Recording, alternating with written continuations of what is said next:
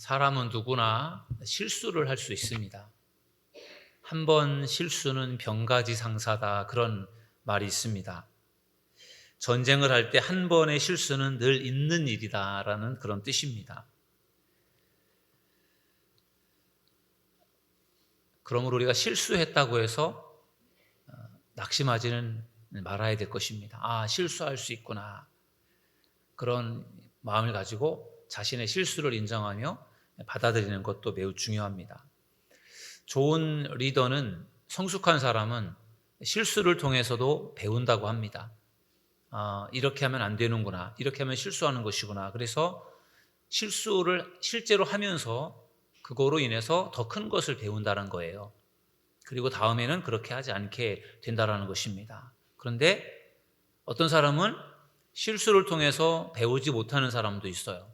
그런 사람들은 계속해서 되풀이해서 실수를 하는 겁니다. 그래서 자신을 잘 돌아볼 수 있는 게 매우 중요합니다. 특별히 내가 뭔가 잘못했을 때, 내가 왜 이런 실수를 했을까? 이유가 뭘까? 내가 너무 욕심부려서 그런가? 내가 너무 내 입장만을 고집해서 그런가? 내가 다른 사람들의 이야기를 내가 귀 기울이지 않아서 그런가? 내가 왜 이런 실수를 했을까를 깊이 생각을 해보면은 뭔가 문제가 이제 깨달아질 거예요. 그러면 그것을 이제 수정하고 보완을 해야 되겠죠. 한두 번 실수는 할 수 있다. 누구나 실수할 수 있다. 그런 이야기인데요. 그런데 치명적인 실수라는 것은 하지 않아야 됩니다. 이런저런 실수를 할 수 있겠지만 정말 치명적인 실수를 하면은 굉장히 그것 때문에 어려워질 수 있어요. 예를 들면은 아담과 하와가 선악과를 따먹었지 않습니까? 그거는 정말 그럴 수도 있구나라고 하는 그런 문제가 아니고, 그것은 절대로 하면 안 되는 일을 한 거예요. 치명적인 실수라고 저는 그렇게 생각이 됩니다. 하나님께서 절대로 금지한 일을 했잖아요. 실수라기보다는 큰 죄를 범한 거겠죠. 또한 아간이라는 사람도 그렇습니다. 이스라엘이 가나안의 첫 번째 성이었던 여리고 성을 점령을 했을 때 하나님께서는 그 성에 있는 전리품들을 하나도 개인적으로 가져가지 말고 다 하나님께 바쳐라, 그렇게 말씀을 하셨거든요. 근데 이 아간이라는 사람이 물질에 눈이 어두워서 욕심이 생겨서 그 물질의 일부를 가져다가 자기가 숨겨놓죠. 아무도 모를 줄 알았는데 하나님이 다 알고 계셨고, 그래서 그것 때문에 그 아간이라는 사람과 그의 가족과 짐승들까지도 다 죽습니다. 완전 다 몰살을 당해요. 아간의 잘못과 실수가 결국은 모든 사람들을 힘들게 만들었던 것이죠. 이런 것은 정말 치명적인 실수라고 생각이 됩니다. 오늘 우리가 읽은 역대하 10장 말씀에는 르호보암의 이야기가 나와 있습니다. 르호보암은 솔로몬 왕의 아들이에요. 이 르호보암의 오늘 실수를 여러분들과 나누려고 하는데, 이 실수는 정말 치명적인 실수입니다. 정말 해서는 안 되는 실수를 이 르호보암이 저지르게 됩니다. 그 이야기를 오늘 여러분들과 나누려고 합니다. 솔로몬이 죽고 솔로몬의 아들 르호보암이 왕에 오르게 됩니다. 그때 르호보암의 나이가 41살이에요. 적지 않은 나이에, 좋은 나이에 왕이 된 것이죠. 그리고 그가 왕이 되었을 때 여로보암이라고 하는 어떻게 보면 르호보암의 아버지 솔로몬은 굉장히 많은 건축을 했습니다. 솔로몬 성전도 지었죠. 왕궁도 지었죠. 그거 말고도 많은 건축을 했어요. 그런 건축을 할 때마다 중요한 역할을 했던 사람이 여로보암이라는 사람인데, 그 여로보암이 중요한 백성들의 지도자들과 함께 이 르호보암 왕을 찾아와서 왕께 건의를 했어요. 왕이시여, 그동안에 솔로몬 왕께서 많은 공사를 하셨기 때문에 백성들이 많이 지금 지쳐 있습니다. 그러니까 이제 새롭게 왕이 되셨으니까 백성들에게 선처를 좀 베풀어 주십시오. 백성들이 조금 전에보다 조금 더 좀 쉴 수 있게 해 주십시오. 이제 그렇게 일종의 건의를 한 거예요. 오늘 본문 10장 4절에 보면은 이렇게 건의하는 말씀이 나와요. 왕의 아버지께서 우리의 멍에를 무겁게 하였으나 왕은 이제 왕의 아버지께서 우리에게 시킨 고역과 매운 무거운 멍에를 가볍게 하소서. 그리하시면 우리가 왕을 섬기겠나이다. 아멘. 조금 좀 배려해달라. 그러면 우리가 더 왕을 위해 충성을 하겠습니다. 그거를 이제 지도자들이 와서 르호보암에게 건의를 했어요. 르호보암이 이 말을 듣고 그래 그러면 내가 좀 생각을 좀 해볼 테니까 3일 동안 시간을 달라. 3일 후에 다시 와라. 그렇게 이제 이야기를 하고 돌려보냈습니다. 그리고 나서 이제 르호보암이 이제 고민을 하는 거예요. 어떻게 하면 좋을까? 뾰족한 수가 생각이 나지 않아요. 그래서 르호보암이 이제 부하들에게 신하들에게 이제 조언을 듣습니다. 두 부류의 이제 부하들 신하들에게 조언을 듣는데 먼저는 원로들에게 나이가 많은 원로들에게 이제 조언을 듣습니다. 어떻게 하면 좋겠냐? 여로보암과 지도자들이 찾아와서 좀 그 어깨를 좀 가볍게 해달라고 짐을 좀 덜어달라고 그렇게 부탁을 하는데 어떻게 하면 좋겠는가? 그렇게 르호보암 왕이 원로들에게 물어보니까 원로들의 대다수는 그 말이 맞습니다. 그동안에 백성들이 너무 많이 고생을 했기 때문에 그렇게 해주시면 아마 백성들이 더 왕을 잘 섬길 겁니다. 그들의 말대로 해주시는 것이 좋겠습니다. 그게 이제 원로들의 입장이었어요. 그런데 르호보암은 그 말이 이렇게 어떻게 보면 확 와닿지가 않았어요. 그래서 르호보암이 또 다른 부류의 사람들을 불러서 그들의 이야기를 듣는데 이번에는 원로와는 전혀 다른 정반대되는 젊은 신하들을 불러서 묻습니다. 여로보암과 백성의 지도자들이 좀 짐을 가볍게 해달라, 좀 이렇게 배려해달라고 그렇게 부탁을 하는데 어떻게 하면 좋겠는가? 여러분들의 생각을 좀 이야기해봐라. 그렇게 말을 했더니 이제 그 젊은 신하들이 원로들과는 전혀 반대가 되는 이야기를 합니다. 어림없는 소리입니다. 그들이 꾀를 부리는 겁니다. 아예 지금 왕이 처음 됐으니까 지금부터 군기를 잡으시는 게 좋을 것 같습니다. 왕께서는 솔로몬 왕보다 더 강하게 혹독하게 그들을 다스려야 됩니다. 그러면서 뭐라고 하죠? 솔로몬이 가죽 채찍으로 그들을 다스렸다면 왕께서는 전갈 채찍으로 다스리십시오. 처음부터 약한 모습을 보이고 처음부터 백성들의 이야기를 귀담아 들으면 이건 한도 끝도 없으니까 처음부터 아주 강하게 가셔야 됩니다. 이렇게 이제 이 젊은 신하들이 이야기를 한 거예요. 그러니까 젊은 신하들이기 때문에 사실은 잘 모르는 것이죠. 백성들의 그 고충을 잘 모르는 거예요. 그래서 이 두 사람 전혀 다른 의견을 르호보암이 들은 다음에 어떻게 결정을 하죠? 원로들의 충언을 버리고 젊은 신하들의 의견을 따릅니다. 그래서 3일 후에 여로보암과 다시 지도자들이 왔을 때 여러분들이 그렇게 건의를 했지만 나는 그렇게 하지 않을 것이고 나는 더 혹독하게 여러분들을 내가 다스릴 것이다. 그렇게 이야기를 할 때에 이 여로보암과 그 지도자들이 거기에 이제 화를 품어요.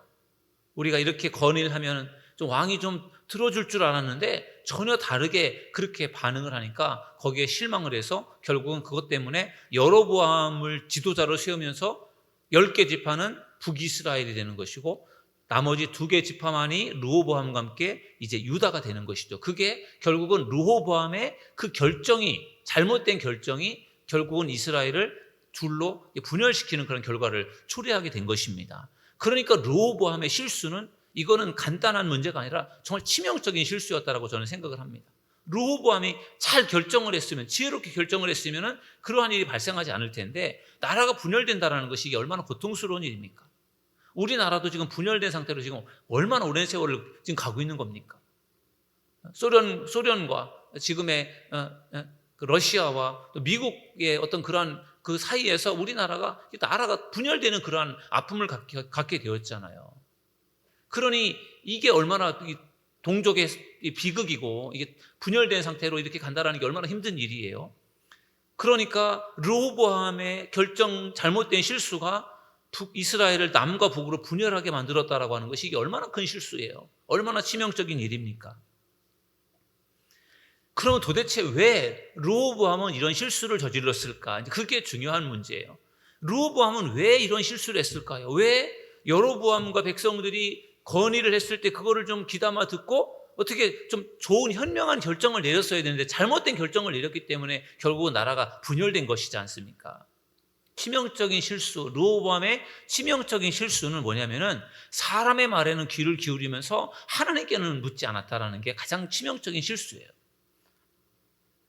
오늘 성경을 읽었지만 르호보암이 그 여로보암과 백성들 지도자들의 건의를 들었을 때 그것을 가지고 원로들의 이야기도 들어보고 그리고 젊은 신하들의 이야기를 들어봤지만 하나님께 기도했다라는 말씀이 없어요. 하나님께 기도하지 않아요.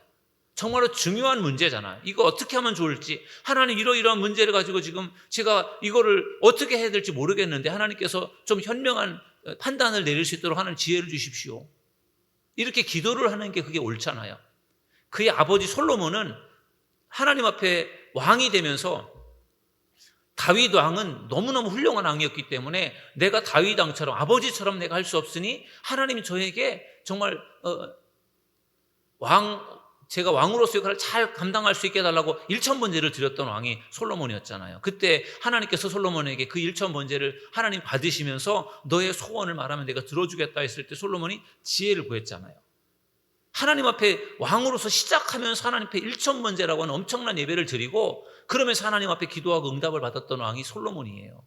그게 르호보암 왕의 아버지란 말이에요. 솔로몬. 다윗은 말할 것도 없죠. 다윗은 훨씬 더 하나님 앞에 기도하면서 하나님께 묻고 나아갔던 왕이 다윗이에요. 그리고 솔로몬 왕이에요. 그런데 그의 아들인 이 르호보암은 아버지랑 할아버지랑은 달라요. 정말 중요한 문제를 결정을 해야 되는데 하나님 앞에 기도를 하지 않아요. 그러니까 결국은 인간적인 생각을 가지고 결국은 잘못된 결정을 내리게 된 거잖아요. 어떻게 보면 좀 분별력이 있으면, 그래도 인간적으로 분별력이라도 있으면 원로들의 이야기를 듣고 젊은 신하들의 이야기를 듣고서 잘 판단하면 어떻게 결정해야 될 것인지 좀 알 수 있지 않을까요? 백성들을 좀 배려하고 고려한다면 원로들의 이야기대로 했을 것 같아요. 그런데 제가 볼 때는 이 르호보암이 좀 별로 분별력이 없어요. 하나님께 기도하지도 않고 그리고 전혀 반대되는 의견을 듣고도 그걸 결정을 잘 못하는 거예요. 그러니까 결국은 그것 때문에 결국은 분열이 되는 그런 문제가 발생이 된 것입니다. 르호보암은 왜 기도를 하지 않았을까요? 왜 기도를 하지 않았을까요? 믿음이 없었던 거예요. 믿음이 있으면 하나님 이러이러한 지금 중요한 문제를 제가 결정을 해야 되고 백성들이 이러이러한 건의를 하는데 하나님 제가 이 문제를 잘 해결할 수 있도록 하나님 도와달라고 기도를 해야 당연하잖아요. 믿음이 있으면 하나님이 도와주실 걸 믿고 하나님께 기도를 했을 텐데 르호보암이 믿음이 없어요. 하나님에 대한 믿음이 없어요. 그러니까 기도를 하지 않는 거예요. 여러분, 우리가 살다가 우리도 어려운 문제를 만날 수 있잖아요. 그럴 때 우리가 믿음이 있어야 하나님 앞에 매달려 기도하는 것이지 믿음이 없으면요 기도하지 않아요. 믿음이 없으면 그냥 자빠져 버립니다. 하나님이 분명히 나를 사랑하시고 나를 도와주시고 내가 어려운 문제를 내가 해결할 수 있도록 분명히 하나님이 나를 도와주실 것이다. 이런 믿음이 있어야 하나님 앞에 매달려 기도하는 것이죠.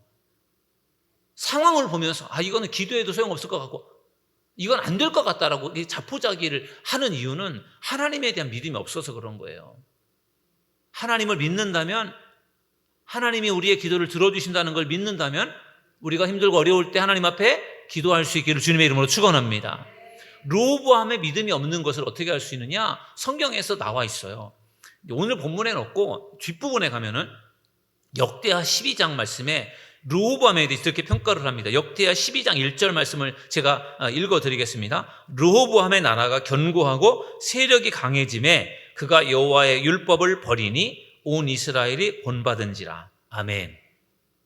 나라가 이제 분열이 된 상태로 나라가 이제 유다는 유다대로 나름대로 세워져 가면서 든든하게 세워져 가니까 어떻게 됐다고 합니까? 르호보암이 여호와의 율법을 버렸다. 이렇게 말씀합니다. 율법을 버렸다. 10장, 11장, 12장 이게 르호보암에 대한 이야기가 나오는데 10장에서 지금 올바른 판단을 내리지 못하고 하나님 앞에 기도하지 않았던 이유가 하나님을 버리는 사람이에요. 이 율법을 버렸다라고 하는 것은 말씀을 버린 거예요.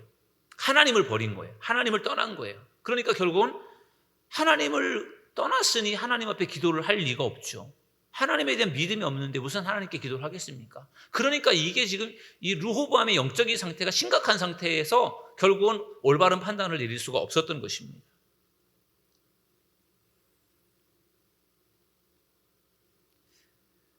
이런 상황에서 하나님이 르호보암이 율법을 버리고 하나님을 멀리하니까 백성들도 본받았다 그래요. 르호보암만 그러는 것이 아니라 백성들이 다 따라서 르호보암처럼 하나님의 율법을 버리고 하나님을 떠나는 거죠. 그러니까 나라가 이제 완전히 엉망진창이 되는 거예요. 그 하나님께서 그걸 보고서 가만히 계실 리가 없죠. 하나님께서 애굽의 왕 시삭을 부추겨서 이스라엘을 공격하게 하십니다. 그래서 이스라엘이 공격을 받아서 애굽에게 당하는 거예요. 뭐 사람이 죽기도 하고 성을 빼앗기기도 하고, 그런 상황에 처하면은, 이게 정상적인 사람이라면은 하나님을 찾아야 되잖아요. 결정을 내리는 문제를 갖고서 이건 심각하다라고 생각 안 하니까 하나님 앞에 기도를 안 했다고 할지라도, 지금 애굽이 쳐들어와서 이 나라가 박살나게 됐는데, 그럼 이게 하나님을 찾아야 될 문제잖아요. 하나님 찾지 않아요. 그만큼 르호보암은 철저히 믿음이 없는 거예요. 그러니까 그때 하나님을 찾거나 기도하지 않는 그러한 상황 속에서 스마야라고 하는 선지자가 하나님의 말씀을 받아서 르호보암에게 전합니다. 왕에게 전합니다. 뭐라고 전하느냐 하면은, 역대하 12장 5절에 보면은, 그때 유다 방백들이 시삭의 일로 예루살렘에 모였는지라 선지자 스마야가 르호보암과 방백들에게 나와 이르되, 여호와께서 이같이 말씀하시기를 너희가 나를 버렸으므로 나도 너희를 버려 시삭의 손에 넘겼노라 하셨다 한지라. 아멘. 지금 선지자가 와서 지금 왕에게 뭐라고 합니까? 너희가 하나님을 버렸으니 하나님도 너희를 버렸다, 이렇게 하나님께서 말씀하셨습니다. 그래서 하나님께서 애굽의 왕의 손에 너희들을 붙이겠다고 하나님께서 말씀하셨습니다. 그러면은 이 말을 들으면 르호보암이, 이거 하나님 잘못했습니다, 정말 죽을 죄를 졌습니다, 하나님 용서해 주세요, 이렇게 해야 맞는 거잖아요. 근데 이렇게 스마야가 그렇게 말을 해줘도 솔로몬이 기도를 하지 않아요. 르호보암이 기도했다라고 나오지가 않아요. 그러니 참 이게 기가 막힌 상황이에요. 성경에 뭐라고 나와 있냐면은, 르호보암이 스스로 겸비했다, 이렇게 나와요.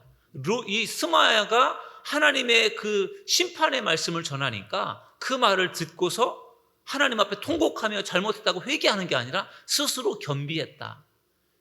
겸손하게 뭔가 하나님 앞에서 나의 잘못을, 죄를 인정하는 정도라고 할까요? 하나님 앞에 부르짖고 살려달라고 통곡하고 이런 수준도 아니고, 그냥 이거 잘못해서 이런 일이 벌어졌구나라고 하는 것을 스마야 선지자의 말을 듣고서 비로소 이렇게 인정하는 정도 수준이에요.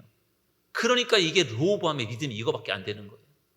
그러니 르호보암이 무슨 올바른 판단을 내릴 것이고, 르호보암이 중대한 문제 앞에서 무슨 하나님 앞에 기도를 하겠고, 외적이 쳐들어와서 이 국가가 멸망당할 수밖에 없는 그런 위기의 상황에 놓여 있는데도 불구하고 하나님 앞에 기도하지 않고 자기의 잘못을 회개하지 않는, 이게 바로 르호보암 왕의 모습이에요. 그러니까 실수라는 게 제가 그냥 일반적인 실수가 아니라 치명적인 실수라고 했잖아요. 이 치명적인 실수가 그냥 일어난 게 아니라 르호보암의 믿음이 없는 데서부터 시작된 거예요. 불신앙적인 믿음, 불신앙적인 모습, 하나님을 의지하지 않는 모습에서 결국은 르호보암은 잘못된 그런 결정을 내리게 되는 것입니다. 여러분, 어려운 문제를 잘 풀어내면 그 사람은 좋은 리더로 인정을 받을 수 있어요. 근데 어려운 문제를 잘 풀어내지 못하면 그 사람은 좋은 리더로 인정을 받지 못하는 거예요. 문제가 없을 때는 이 사람이 좋은 리더인지, 그리고 보잘것없는 리더인지가 잘 드러나지 않아요. 근데 큰 위기와 문제가 발생이 되면 그거를 어떻게 풀어가는지를 보면은, 이 사람은 정말 훌륭한 리더구나, 이 사람은 보잘것없구나, 그거를 사람들이 볼 수 있는 것입니다. 아까 제가 처음에 시작할 때 리더는 실패를 통해서도 배운다 그랬는데, 리더는 위기의 상황과 문제의 상황이 발생되면 그것을 어떻게 풀어갈지를 아는 사람이 좋은 리더예요. 무엇보다도 중요한 것은 하나님 앞에 기도하는 사람이 되어져야 할 줄로 믿습니다. 하나님께 기도한다라는 게 얼마나 중요한 일입니까? 내 힘으로, 내 능력으로 우리가 할 수 있는 게 뭐가 있겠습니까? 아무리 지혜롭다고 할지라도 우리의 생각과 우리의 판단과 결정은 완전할 수 없어요. 그러니까 결국은 우리는 하나님께 기도해야 될 줄로 믿습니다. 오늘 7개 부서장 헌신 예배를 이제 시작으로 해서 앞으로 계속해서 이제 헌신 예배를 드리게 될 텐데, 우리 7개 부서장님들은 우리 교회의 중요한 역할을 맡고 있는 분들이세요. 7개 부서장이면서 기획위원이기도 하고, 우리 교회의 중요한 일들을 결정하는 분들, 우리 교회 중요한 부서를 맡아서 이끌어 가시는 분들이에요. 중요한 우리 교회 리더들이고 지도자들입니다. 그렇기 때문에 더 많이 기도해야 될 줄로 믿습니다.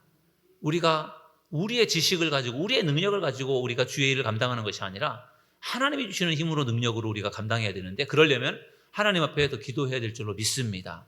오늘 헌신 예배를 드리시면서 우리가 정말 하나님 앞에 더 기도하면서 하나님의 도움을 얻기로 다시 한번 결단할 수 있는 여러분들 되기를 주님의 이름으로 축원합니다. 오늘 밤에 헌신 예배에 함께 참석하셔서 금요 치유 예배 예배하는 우리 모든 성도님들의 마음속에도 정말 치명적인 실수를 하지 않는 것, 그것은 우리가 하나님께 기도하는 것이다. 우리가 정말 하나님을 믿고 신뢰하는 마음으로 하나님 앞에 기도한다면 하나님께서는 우리가 올바른 선택과 올바른 방향으로 갈 수 있도록 분명히 인도해 주실 줄 믿습니다. 늘 하나님을 신뢰하시고 하나님께 기도해서 응답받고 올바른 선택을 할 수 있는 저와 여러분 모두가 되기를 주님의 이름으로 축원합니다.